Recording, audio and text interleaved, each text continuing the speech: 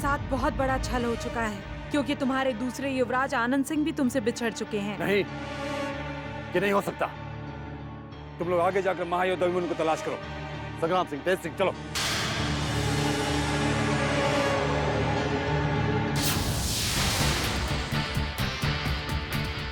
अरे, हमने युवराज आनंद किसी स्थान पर छोड़ा था। ना युवराज है ना वो युवती है, और वो दोनों बहरूपे तारा भैरव भी नहीं है। कहाँ गए होंगे? युवराज, युवराज, युवराज, युवराज! चीख चीख के थक जाओगे, मगर आपकी ध्वनि इस मायावी जंगल में गूंज गूंज कर यहीं समाप्त हो जाएगी,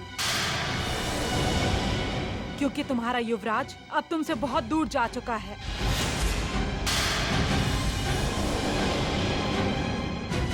तुम हमसे चाहती क्या हो, और इस भयानक जंगल में अकेले रहने का क्या उद्देश्य है तुम्हारा?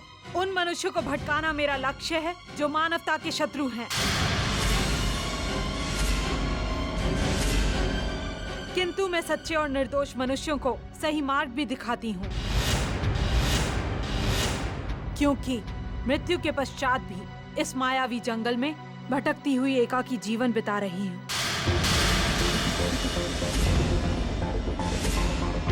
मृत्यु के पश्चात जीवन बिता रही हो? ये क्या पहेली है? मृत्यु के बाद कोई जीवित कैसे रह सकता है? आज पहली बार तुम्हें उस जीवन के दर्शन होंगे जिसे मौत निगल चुकी है। आओ मेरे साथ।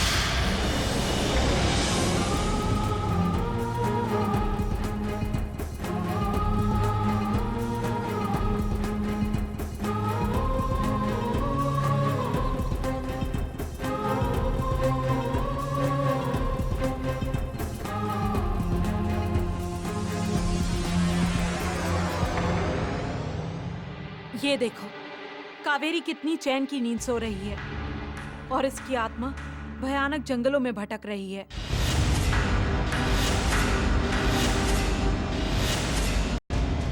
इसका तात्पर्य ये हुआ कि तुम मर चुकी हो और एक आत्मा के रूप में हमारे समक्ष खड़ी हो। ठीक पहचाना तुमने। यदि तुम मेरे पति की हत्या का भेद खोलकर महाराज वीरेंद्र सिंह के प्रति मेरी धारणा नहीं बदलते, तो तुम सबको अभी तक दूसरे लोक पहुंचा चुकी होती।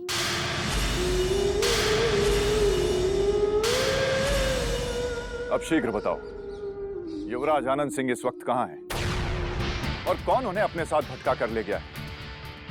अगर तुमने वापस हमें हमारे युवराज से मिला दिया, तो चुनारगढ़ पहुंचने के पश्चात हम तुम्हारी आत्मा का उद्धार करने का प्रयास अवश्य करेंगे। समय से पूर्व इस भटकती हुई आत्मा का उद्धार कोई नहीं कर सकता।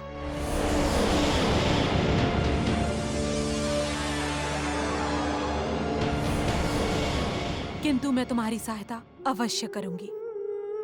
मैं ये तो नहीं बता सकती कि तुम्हारे युवराज को कौन भटका कर ले गया, पर जिसने भी उन्हें भटकाया है, मैं उसका मार्ग अवश्य अवरुद्ध करूंगी। ये कावेरी का वचन है। यदि हमारे महायोद्धाओं ने तुम्हें इस तरह हमें पशुओं के समान ले जाते हुए देख लिया, तो तुम सबकी तत्काल मौत निश्चित है। क्रूर सिंह! युवराज आनंद सिंह, महायोद्धा क्रूर सिंह को मारना उतना ही कठिन है जितना तुम्हारा और तुम्हारे महायोद्धाओं का जीवित चुनारगढ़ वापस पहुंचना। क्यों अहमद नाजिम? हुजूर, चुनारगढ़ के महायोद्धाओं का लौट कर अब जाना नामुमकिन है। क्योंकि हमने उन्हें शिवगढ़ की भूल भुलैया जंगलों में भटका जो दिया है।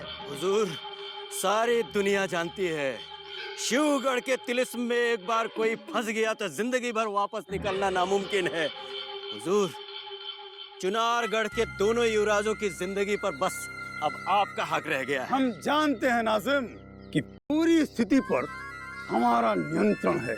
अब हम जो चाहेंगे वही होगा। वर्षों के परिश्रम के पश्चात महारानी चंद्रकांता और महाराज वीरेंद्र सिंह को अपने कदमों के नीचे झुकाने का ये स्वर्णिम अवसर प्राप्त हुआ है।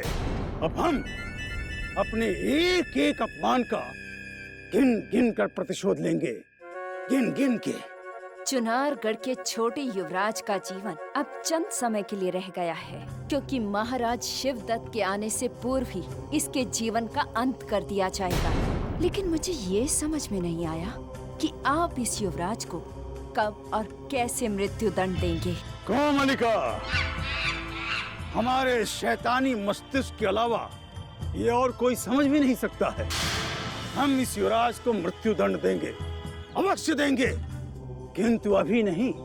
जब महारानी चंद्रकांता स्वयं हमारे सामने आकर अपना दामन फैलाएगी और रो रो कर हमसे अपने युवराज के प्राणों की भिक्षा मांगेगी, तब हम इसे मृत्यु के घाट उतारकर महाराज वीरेंद्र सिंह का वध कर देंगे।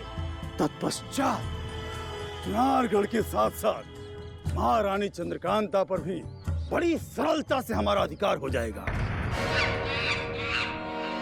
आओ। दामिनी, हमारी समझ में एक बात नहीं आ रही है कि महाराज शिवदत्त शिवगढ़ वापस क्यों नहीं लौटे? इतने लंबे अंतराल से वो संभलपुर में क्यों ठहरे हुए, जबकि उनकी अनुपस्थिति में भवानी सिंह के चंगुल से इंद्रजीत को छुड़ा करके शिवगढ़ के राजमहल में भी पहुंचाया जा चुका है। पापा, महाराज के पास ये सूचना नहीं पहुंची होगी, या फिर गुप्तचरों ने ये सूचना देने में विलंब कर दिया होगा। कारण चाहे जो भी हो दामिनी, किंतु महारानी चंद्रकांता के निर्बोध पुत्र इंद्रजीत के अपहरण को स्वीकृति देकर के महाराज शिवदत्त ने अपने साथ ही अपने कुल के गौरव को भी कलंकित किया है। सदैव रणभूमि में युद्ध लड़कर के अपना अधिकार हासिल करने वाले महाराज शिवदत्त, उनका अधोपतन कैसे हो गया, ये हमारी समझ से बाहर है। लगता है महाराज शिवदत्त का धैर्य टूट चुका है और वो अपना आत्मसम्मान भी खो चुके हैं। परंतु युवराज को ढाल बनाकर क्या उनकी मनोकामना पूरी हो जाएगी? क्या महाराज वीरेंद्र सिंह और रानी चंद्रकांता अपने पुत्र को प्राप्त करने के लिए शिवगढ़ का विध्वंस कर देंगे?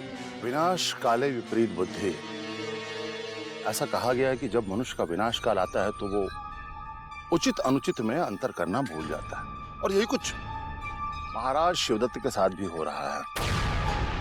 अब यदि युवराज इंद्रजीत अतिशीघ्र चुनारगढ़ नहीं पहुंचे तो काल फिर अपना तांडव दिखाएगा और अतीत की भांति ही फिर से दोनों राज्यों में सैकड़ों हजारों करोड़ लाशों का अंबार लग जाएगा। दामिनी, आप तो मानवता के पुजारी हैं। क्या भविष्य में आने वाले इस नरसंहार को रोकने के लिए आप कुछ नहीं करेंगे? ये हम भी नहीं जानते दामिनी, क्योंकि महाराज शिवदत्त स्वयं काल के मुख में अपना शीश दे करके साक्षात यमराज को आमंत्रित कर चुके हैं।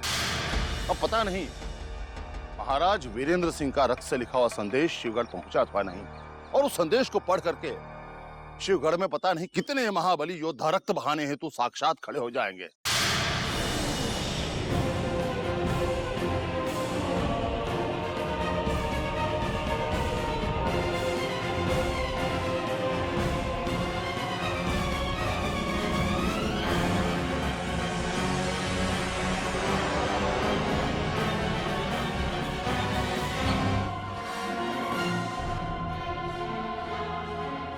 आदाब हुजूर, अचानक दखल देने के लिए माफी चाहता हूं, मगर चुनारगढ़ के राजदूत भूपेंद्र सिंह महाराज वीरेंद्र सिंह की तरफ से हमारे महाराज शिवदत्त के नाम एक पैगाम लेकर आए। महाराज शिवदत्त तो इस समय संभलपुर में अवकाश का समय व्यतीत कर रहे हैं राजदूत, इसीलिए ये संदेश पत्र हमें दे दो।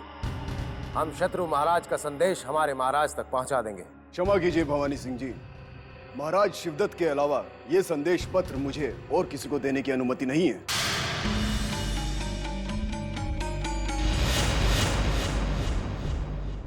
जिस शिवगढ़ के आकाश के तारे भी हमारी इच्छा और अनुमति के बिना नहीं उग सकते, उस महायोद्धा को तुम्हारे महाराज की अनुमति की कोई परवाह नहीं है, मूर्ख राजदूत।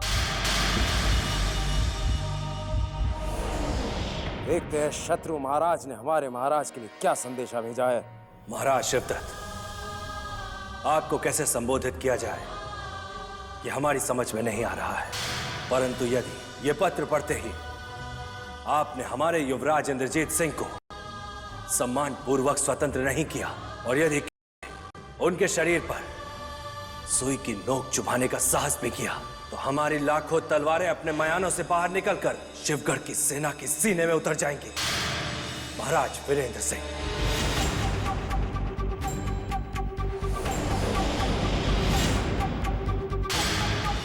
जाकर कह दो शत्रु महाराज से, शिवगढ़ के सैनिकों की तलवारें भी उनकी मयानों में विश्राम नहीं करती। यदि शिवगढ़ के एक भी सैनिक का रक्त बहा तो हम चुनारगढ़ को चुनारगढ़ के इस सैनिकों के रक्त में डुबा देंगे। किसी राज्य से आए दूत के साथ इस तरह का दुर्व्यवहार करना ये राज नियमों के विरुद्ध है। क्या आप ये नहीं जानते किसी राज्य से आए राजदूत और उसके संदेश का अपमान करना उसके राजा का अपमान होता है? यही तो हम चाहते हैं कि तुम्हारे महाराज का एक बार नहीं अपितु 1000 बार अपमान हो, क्योंकि हमारे चुनारगढ़ के राज सिंहासन पर कुंडली जमाकर उन्होंने महाराज शिवदत्त को डसा है, हमारी प्रजा का अधिकार छीना है। मेरा कार्य मैंने कर दिया। अब इस संदेश पत्र का उत्तर देना और ना देना ये आप पर निर्भर करता है। ठहरो, उत्तर सुनते जाओ।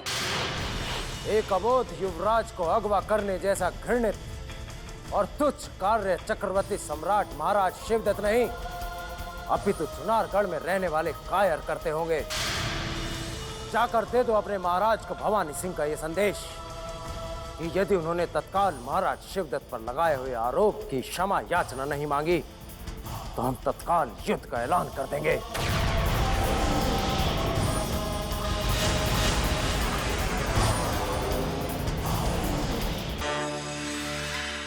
ये कैसा संदेश है भूपेंद्र सिंह? यकीनन ही भवानी सिंह ने हमारे युवराज को बंदी बनाया है।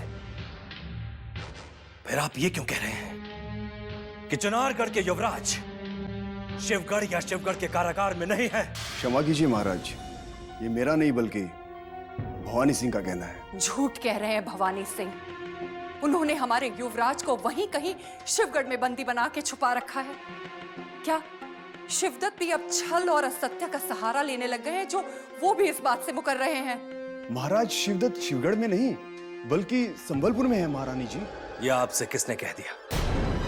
क्या महाराज शिवदत्त चुनारगढ़ के युवराज का अपहरण करने के पश्चात इस तरह संबलपुर में विश्राम कर सकते हैं? महाराज शिवदत्त हमारे युवराज के अपहरण का पाप छुपा रहे हैं ताकि दुनिया में कोई उन पर उंगली ना उठा सके। परंतु अब वो ये पाप अधिक समय तक नहीं छुपा सकेंगे महारानी। महाराज शिवदत्त के पापों का घड़ा फूटने का समय अब आ गया है। यदि उन्होंने युवराज को कोई भी हानि पहुंचाई या उसे अतिशीघ्र मुक्त नहीं किया तो उनका विनाश निश्चित है। शत्रु के विनाश के लिए युद्ध ही एकमात्र विकल्प होता है। यदि हमारे महायोद्धा हमारे संपर्क में होते तो अब तक तो हमारी सेना ने शिवगढ़ के महल को रेत के ढेर में बदल दिया होता और शत्रु का समस्त नगर डरावने खंडहर में बदल जाता। पता नहीं कहां भटक गए हमारे समस्त योद्धा, और साथ में हमारे आनंद, युवराज आनंद भी किसी कठिनाई संकट में न फंस गए हों। अब हमारा मन आशंकाओं में घिरा चला जा रहा है। जब तक हमारे महायोद्धाओं के शरीर में प्राण है तब तक युवराज आनंद सिंह पर कोई संकट नहीं आ सकता महारानी चंद्रकांता। परंतु अधिक समय से हमारे किसी भी महायोद्धा से हमारे गुप्तचरों का संपर्क नहीं हो सका है और अवश्य ही ये चिंता का विषय है। चंडीलाल ने भवानी सिंह के साथ मिलकर हमारे महायोद्धाओं को भटका दिया है। हमें भय है कहीं हमारे छोटे युवराज आनंद किसी संकट में न फंस जाए। शांत हो जाइए महारानी चंद्रकांता। चुनारगढ़ के महायोद्धाओं का चंडीलाल और भवानी सिंह तो क्या, शिवगढ़ की समस्त सेना भी मुकाबला नहीं कर सकती। भरोसा रखिए, बहुत जल्द हमारे महायोद्धाओं का हमसे संपर्क हो जाएगा।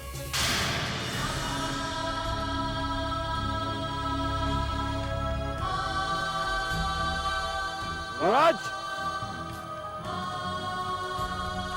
युवराज! युवराज!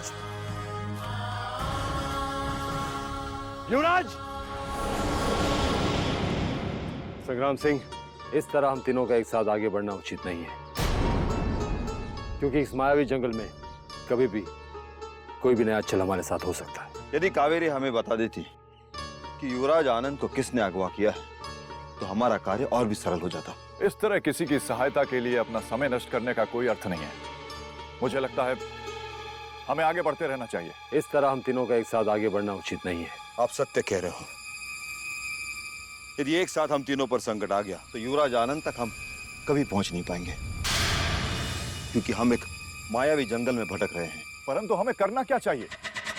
अगर शत्रु युवराज आनंद को शिवगढ़ के कारागार तक ले गए तो अनर्थ हो जाएगा।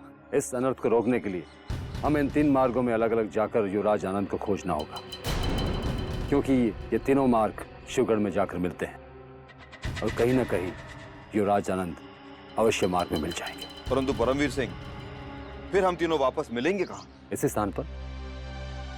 जिसे भी युवराज मिल जाए वो उन्हें लेकर यहीं आ जाए। अब हमारी भेंट इसी स्थान पर होगी। संग्राम सिंह, आप इस दिशा में जाएं। तेज सिंह, आप इस दिशा में, हम इस दिशा में चलते हैं।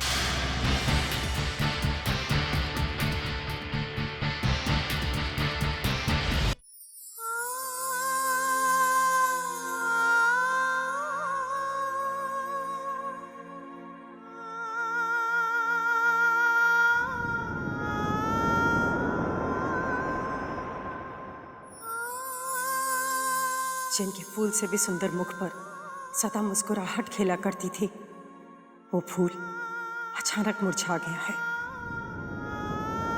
मुझे क्षमा कर देना महारानी जी। आज मैं वो असत्य कहने जा रही हूँ जो इस समय सत्य से भी बड़ा है।